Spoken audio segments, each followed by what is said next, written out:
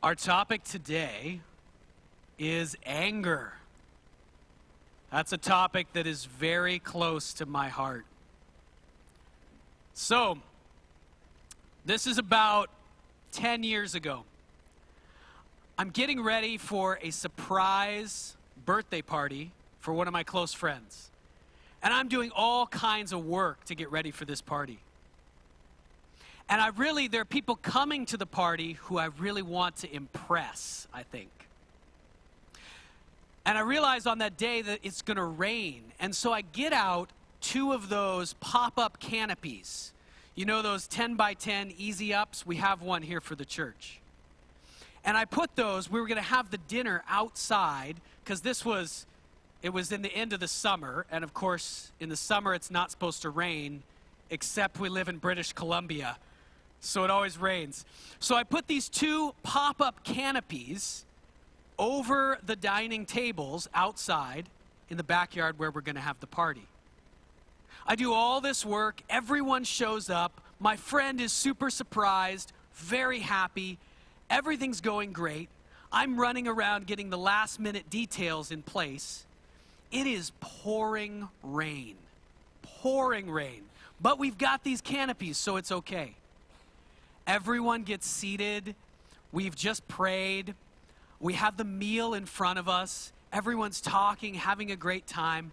I am nicely dressed.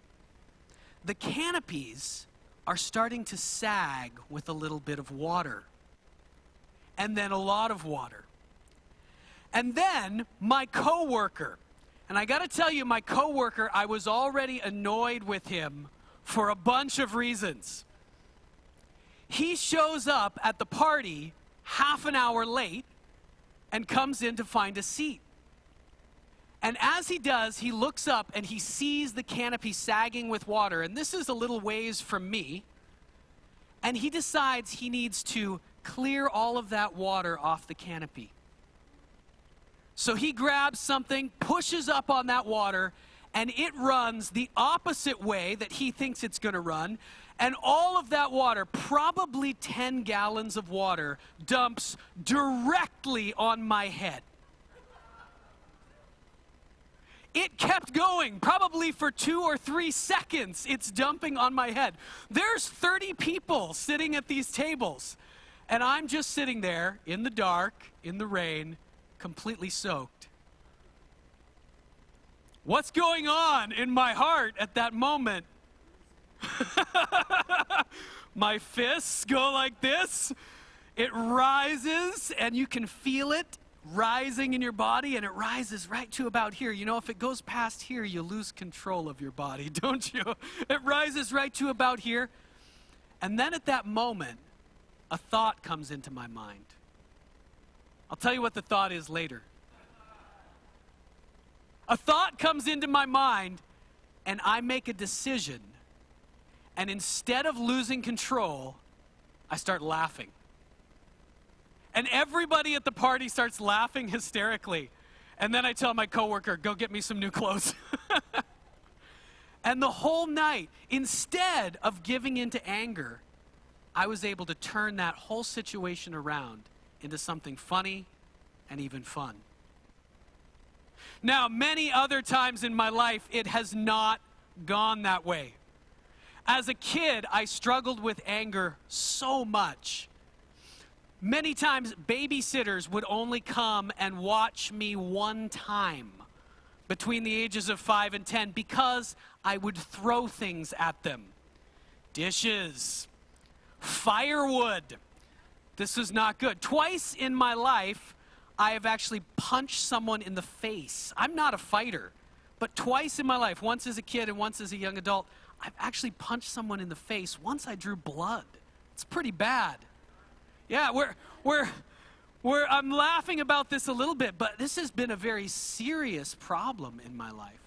Once, even as an adult, after I was married, I got so mad about a family situation that I kicked one of my kids' toys across the room and shattered it, and then came back to my senses realizing I just broke one of my child's favorite toys. What am I doing? Anger had a hold on me. For a lot of my life, you could have described me as an angry person. Not that I was angry all the time, but I was carrying around anger inside of me that was ready to be released at just slight provocations. We're in a series right now called Wisdom for Living. And we're looking at the book of Proverbs and other parts of the Bible. And we're taking different subjects, different areas of life that the Bible tries to teach us what's the right way to go. How has God made the world so that if you go the way he tells you, things are going to go really well, rather than going the opposite way and trying to do life in a way that life was not designed to be done? Our topic last week was friends. This week we're looking at anger. And anger is a huge topic in the Bible because much of sin, much of the things that human beings do wrong are motivated or put into action through anger. So we're going to talk about what anger is. Then we're going to look at how anger traps us. And then we'll look at some wisdom from the Bible on how to actually overcome anger.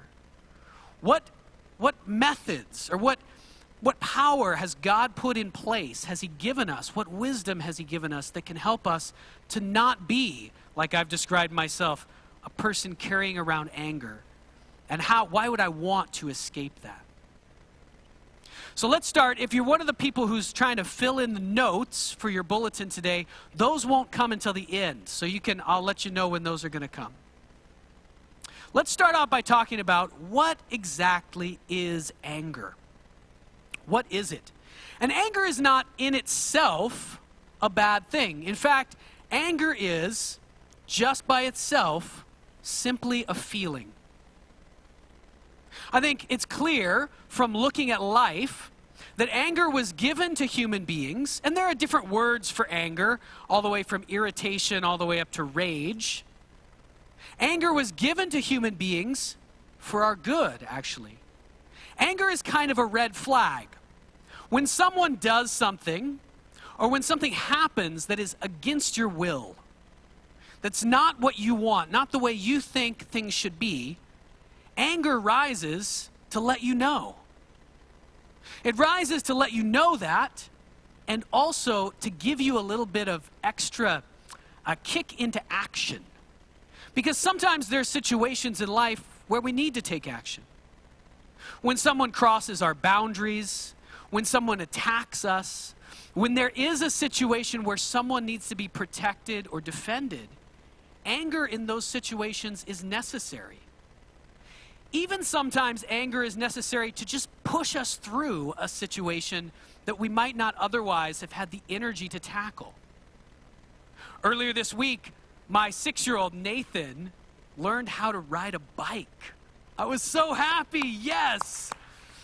He's been putting that off for a long time, and we were camping, and as he's learning, he's trying to learn how to pedal. And he would pedal, but he wouldn't pedal hard enough. And you could see in him the frustration rising. And that frustration is there for a purpose. And I tried to help him channel that frustration to the right place, which is the pedals. You need to pedal harder. You're getting frustrated. So use that frustration, Nathan. Use that anger, that energy your body is sending you to push those pedals harder. Of course, he didn't. He used that energy to throw his bike on the ground and yell, "This bike is stupid, I'm never going to ride it again." But thankfully, after a few minutes, he let go of his anger and came back and learned again. And that's the secret, letting go of our anger. We're going to be looking at that as we go further in the message today. So anger is good. It's given by God, and simply just as a feeling, there's nothing wrong with it. However, anger is something that we can hold on to, that we can take in deeper into ourselves. Anger is something actually sometimes that we cultivate on purpose. Once it starts, we think, oh, it feels good actually to be angry. Sometimes I can get my way through anger. And when it starts, we cultivate it and we hang on to it. And as it sinks deep into us, that is the danger. That is where anger becomes something that we carry around with us, and that actually will trap us and destroy our lives. And this is kind of the backstory of almost every superhero villain that's out there. At some point, someone wrongs them. And they really have been wronged. And then they get angry. And in their anger, they never let that anger go. They cultivate it because they think it gives them power. And they use that power, and eventually they become very evil. This is a classic human story. There's really one lie that I'll express in two ways. First, I need my anger. I need it to make other people do what they should do. I need to hold on to my anger because if I don't, people will walk all over me, or things won't turn out the right way in my life. That's a lie. We'll see why in a minute. And to say this lie in another way, we could say, we sometimes believe anger gives me power. It gives you a very small amount of power, maybe to push those pedals, but overall in life, holding on to anger does not bring success. It gives you a kind of power that will always fail in the end. To kind of tease this out and understand it better, we're going to look at a classic example. First, a couple of verses from Proverbs, and then a classic example of anger. So first we'll turn to Proverbs chapter 22, verses 24 and 25. And here is evidence from the Bible telling us that anger really is a trap. When we hold on to it and allow it to sink down, it traps us. Make no friendship. Oh, we lost it. Make no friendship with an angry man, and with a furious man do not go, lest you learn his ways and set a snare for your soul. So you see here, Proverbs is telling us that a person who is not just angry because something bad happened and then they let it go, but a person who is an angry person. If you learn from that person, you learn their way of life, their way of dealing with things, you will be setting a trap, a snare for your very soul. Set a trap for your whole life. Let's go to the next verse here. Proverbs 16 and verse 32. This is an amazing verse, and we're going to talk about it for a few minutes. He who is slow to anger is better than the mighty, and he who rules his spirit is better than he who takes a city. Now, I don't know if that rings any bells for you. When I first read this verse and first started thinking about it a number of years ago, it struck me as, what a dramatic contrast, right? Someone who is slow to anger, that's better than being a conquering hero, one who can capture an entire city. One who has self-control, who's able to do what I was able to do that particular moment when the water poured down on me. Control myself and let go of my anger. That person is better than the powerful, the mighty of the world. So when I first thought about this verse, I thought, what a dramatic contrast. But as I continued to think about it, it reminded me so much of another story. And in fact, it reminds me so much of another story that I think it is a reference that the Bible is making actually to a story that's outside the Bible. This is interesting. Do any of you know the story of the Iliad and the Odyssey? Yeah?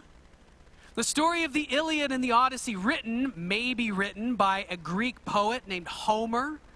These stories are very famous and form part of the foundation of Western culture, actually.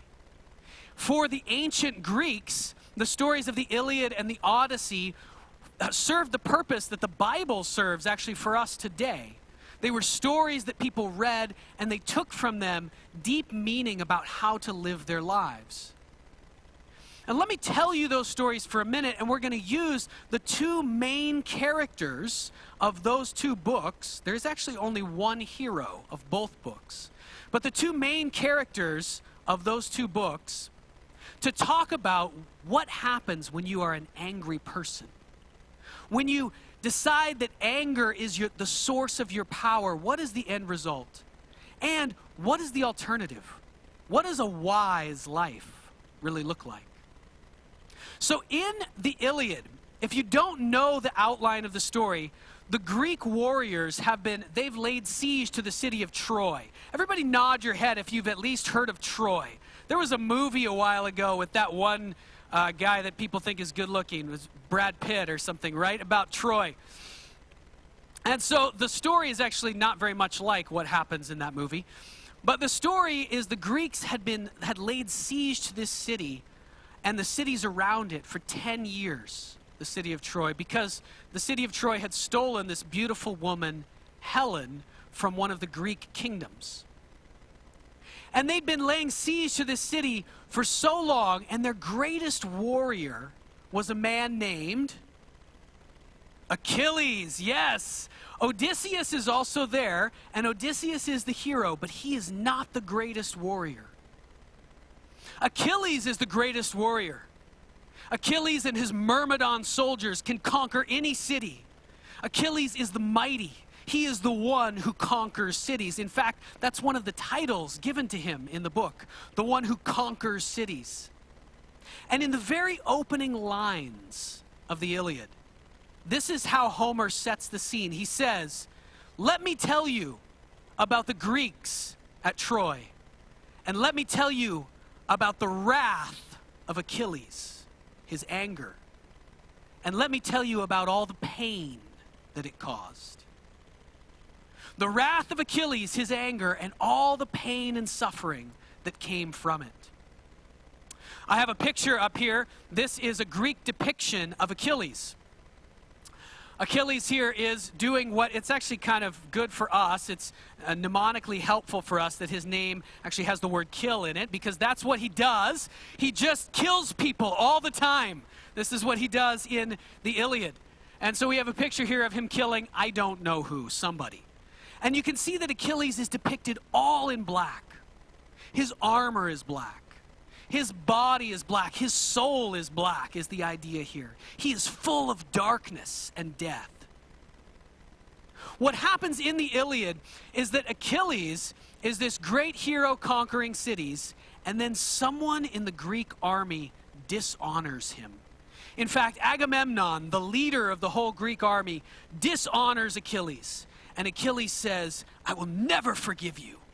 I am the greatest. And you have dishonored me, and so I will be angry at you forever, and so I will never fight for your army again." And Agamemnon, who's equally prideful, says, "Well, I don't even care. You don't have to fight for my army. I hate your guts." And so these two tough guys, they're just standing there kind of, having a showdown together while the whole army is trying to fight the Trojans, trying to conquer Troy. And because the two greatest warriors are having this who's more macho showdown, the Greeks start to lose the war. And as they start to lose, there's one great hero in Troy named Hector who comes out and he starts killing the Greeks, and one of the people that he kills is the best friend of Achilles. He's Achilles' closest friend. They grew up together. And so Achilles' anger, the first thing that it results in is that he loses. His very best friend is killed. And if he had been there, it would never have happened. And so Achilles gives up his anger and realizes that anger is a mistake and he should be a wise, self-controlled individual. No! Achilles says, what I'm going to do, now that this other bad thing has happened to me because of my anger, I'm going to get even more angry. And at this point, the Greek gods show up. And the Greek gods are all over this story. They show up and they tell Achilles, you got to calm down, Achilles. We love you because you're so awesome. And you got to calm down or you're going to get yourself killed. If you go attack Troy with all your anger, you are going to kill a lot of people. You're going to kill Hector, who killed your best friend. But eventually you're going to die. And Achilles looks at this prophecy from the Greek gods, including his mother. He was the son of a Greek god in the myth. And he says, I don't care if I die. I'm too angry. I'm so angry, I'm even willing to die for my anger. I just want revenge. And so Achilles goes on this crazy rampage, and he kills hundreds of people in this rampage. He chases Hector around the walls of the city. He slaughters Hector, and then he won't even stop there. They've been trying to lay siege to this city for years, and no one's been able to do it. He says, I'll do it. He scales the wall by himself and starts killing people on top of the wall. And then one person shoots an arrow and hits him where, Einar? Sorry, Einar has injured his Achilles tendon. One person shoots an arrow and hits him in his Achilles tendon, in his heel. And he bleeds to death from his Achilles tendon, from his heel. And Achilles is no more. The Greek army is facing defeat and death. And then enters the true hero of the story, Odysseus. Let's have the next picture from a Greek vase up here. This is a picture of Odysseus from the Odyssey, of course. Can anyone say what scene this picture is from? Come on. No, this is Odysseus resisting the sirens. So this is a story that happens much later. There are these sirens who are going to, bewitch you and eat you. And Odysseus has restrained himself. In order to continue hearing what's going on and guide his ship, he's had his men tie him to the mast of the ship. And this story, in many ways, epitomizes Odysseus. He is also a powerful warrior, like Achilles, but Odysseus is a warrior who restrains his anger. He controls himself. And this happens again and again in the story as we go through all the way from the Iliad all the way to the end of the Odyssey. I won't go through it all because it's really long. But Odysseus is able to conquer and actually win by controlling his temper and his rage, by waiting and holding back, being self-controlled and disciplined. And so, of course, Odysseus is the one who comes in after Achilles has died, and he says, no, it's not over. He has hope. All we need to do is play our cards right and wait. And he comes up with this idea of the Trojan horse, and the Greeks are eventually able to defeat this enemy city through wisdom, not through anger. And that, in fact, is the primary message, certainly not the only, but the primary message that the Iliad and the Odyssey are trying to get across. What does a wise life look like? And this is the same message that we see in Proverbs, and in Proverbs 16:32, we see this reference directly to the Iliad and the Odyssey.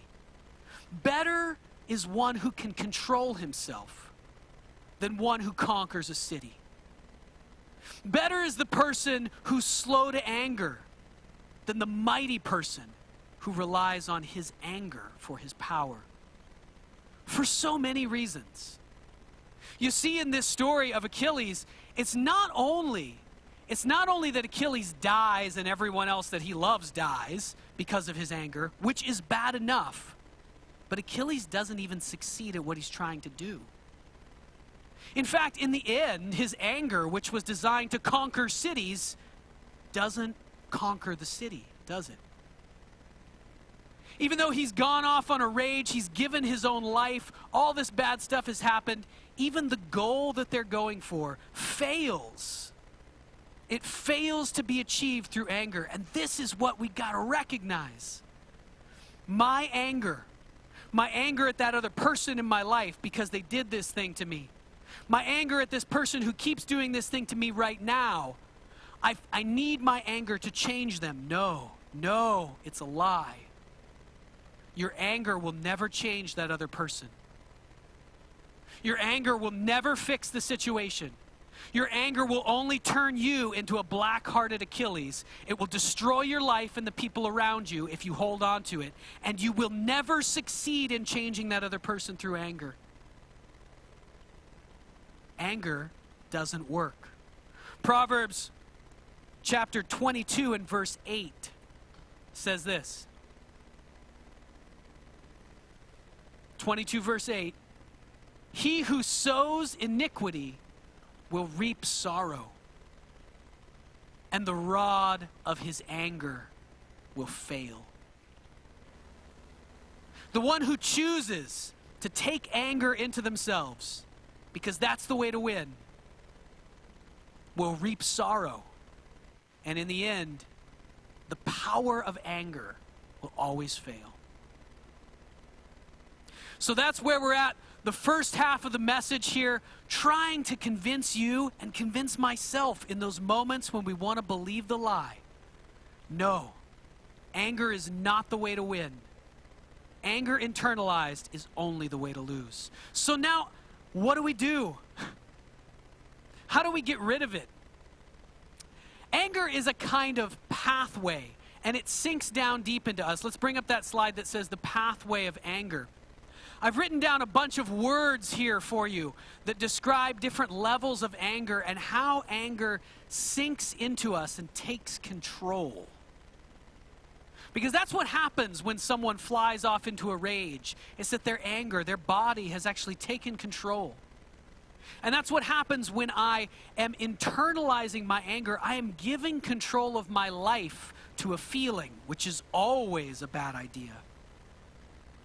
Irritation. This is often how anger starts out. You're irritated just by something that's going on, something that someone is doing. Then frustration. We can see, annoyance, and then frustration as anger starts to build. And then the next stage, what we might properly call anger. Now I'm really angry. But anger internalized can become even more. Anger given into becomes rage when it reaches that point, and then you let it go. And you guys know that moment, right? That moment when you've been drenched with the water or whatever it is for you, and your anger rises and it comes right to here. And you might want to say, after you've let it go and you've entered into a rage, you might want to say, I just couldn't control myself.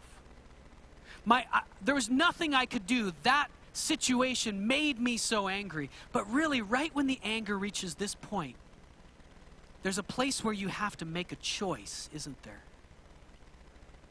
If you think back to the times when you have flown into a rage, or the times when you haven't, there's a moment right here where you have to decide, am I going to go with it and just let it take me over? Or am I going to control it? Am I going to tie myself to the mast of the ship? Because I know that letting my anger control me is not the right way. Flying into a rage is when we choose it. We allow it to take over my body and my life. And then over time, that internalizes into bitterness. That's an anger that's held onto, and we walk around with it. After bitterness, resentment. And then finally, contempt is the final stage that the Bible describes as anger resulting in a place where you've cut yourself off from other people. You don't even care about them. Contempt almost has lost all the feelings of anger because you've gone beyond anger. Let's talk about now how the Bible teaches us to deal with anger.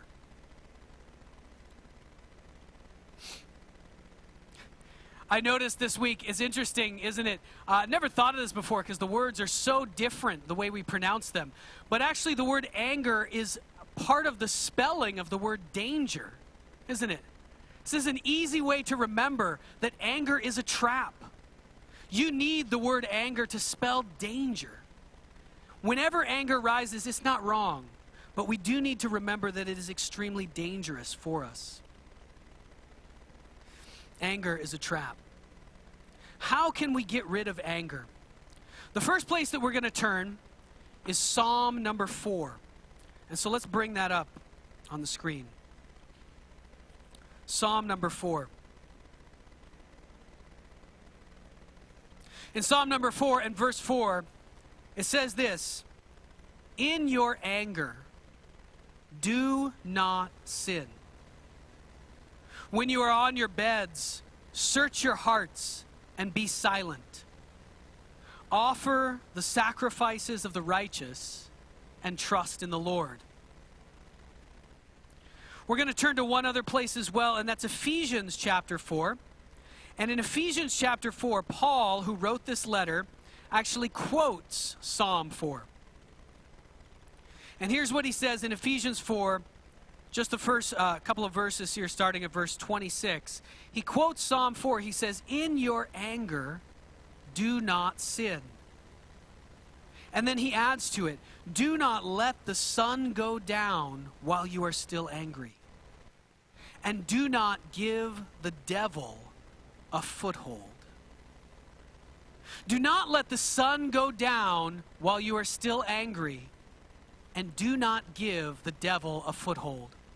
So here you can grab your notes from your bulletin, and the first point is this: how can we begin to get rid of anger, to let it go, to not let it sink deep into us? Get quiet and get alone. This is the first piece of advice coming from multiple places in the Bible. Get quiet and get alone. We can see in Psalm number 4, the person who is angry is advised actually to go to their room. You find them on their bed, meditating, thinking carefully, calming themselves down. And then thinking carefully about particular things that will help them in this situation. Being away from the people and the situations that are making them angry. This is something that has helped me many times. Often, in a moment when I'm angry, the best thing that I can do is just to leave, to go for a run in Watershed Park, or to go for a walk. And even more than that, when I have internalized anger and become an angry person, one of the very best things you can do is get away alone for a significant period of time. If you're holding on to that anger and you go off and spend a couple of days, or even just one day, or even just 4 hours completely alone, maybe in the woods or at the beach, or you rent a hotel room somewhere, and you spend that time, you dedicate yourself to God, and you say, "Just show me what I need." Here's what happens every time I do that. God starts showing me the things that are in me that need to not be there. And that is one of the crucial ways the Bible shows us we can begin to untie that anger with God's help. We get quiet and we get alone. In this verse in Ephesians, Paul says, "Do not let the sun set on your anger." Don't let the sun go down while you are still angry. He's not actually saying never go to bed while you're angry, though this is a good principle. Sometimes it's not possible to follow that. If it's 2 o'clock in the morning and you're super angry, you should probably try to sleep. But he is saying, don't just let the anger stay there. You've got to do something to try and remove it or let it go, or it will never leave. Do not let the sun set on your anger. The second point that we can gather from these two passages, Psalm 4 and Ephesians 4, is this. The point for your bulletin notes: confess your sins and experience forgiveness. This is a crucial element of removing anger, and it's actually the one that I used in the situation I described at the beginning that was so effective for me in that moment. You see, Psalm 4 tells us that we need to search our hearts when we're silent. We need to search for all the things that are wrong inside of me, the things that I have done wrong. And in Ephesians chapter 4, a little further on from what I just read, Paul says this. Verse 31, "Get rid of all bitterness, rage, and anger." Get rid of it. "Brawling and slander, along with every form of malice. Be kind and compassionate to one another, forgiving each other, just as Christ in God just as in Christ, God forgave you. And this is the key. When all that water hit me and my anger rose to here, I was able to control it because I had had a thought in my mind during the week leading up to that. I had been very focused on this thought. I had been considering it, thinking about it, letting this thought sink into me. And it came back up right in that moment to save me from ruining the entire night, ruining my relationship with other people. And the thought was this: Jesus died to forgive me of all this garbage that I continue to do. If that thought is in your mind and in your heart, it will give you the power to release your anger. And when I consider all the things that I have done wrong, all the things that I continue to do wrong, and then how God does not strike me with a bolt of lightning, He doesn't destroy me the way that He should for all the things that I've done wrong against Him. In fact, He pours out blessing after blessing and good things on my life. When that thought takes hold of you, you'll be able to release even anger, even resentment, even contempt. You'll be able to release them because God has forgiven you.